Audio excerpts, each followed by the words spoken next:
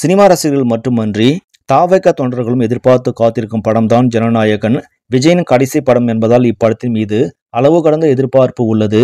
இயக்குனர் வினோத் இயக்கத்தில் உருவாகியுள்ள இப்படத்தில் விஜயுடன் இணைந்து பூஜா ஹெக்டே, பாபி தியோல், மமிதா பைஜு, பிரியா மணி, நரேன், கௌதம் மேனன் என பலரும் நடித்திருக்கிறார்கள். அனிருத் இந்த படத்திற்கு இசையமைத்திருக்கிறார். இன்று அனைவரும் எதிர்பார்த்து காத்திருந்த ஜனநாயகன் படத்தின் முதல் பாடல் மாலை 6 மணிக்கு வெளியானது. இந்த நிலையில் ஜனநாயகன் படத்தின் ஃப்ரீ பிசினஸ் வசூல் குறித்த தகவல் வெளியாகியுள்ளது. ஜனநாயகன் படத்தை 110 கோடிக்கு OTT நிறுவனம் வாங்கியுள்ளது.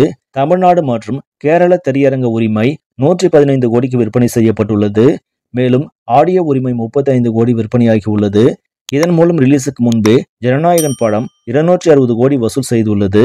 கண்டிப்பாக திரையில் வெளியாகி மிகப்பெரிய வசூல் சாதனை படைக்கும் என்றும் எதிர்பார்க்கப்படுகிறது. இந்த செய்தி உங்களுக்கு பிடிச்சிருந்தால் லைக் பண்ணுங்க, ஷேர் பண்ணுங்க. மேலும் இது போன்ற சினிமா செய்திகளை உடனுக்குடன் தெரிந்து கொள்ள நியூஸ் தமிழ் சேனலை சப்ஸ்கிரைப் பண்ணுங்க. நன்றி.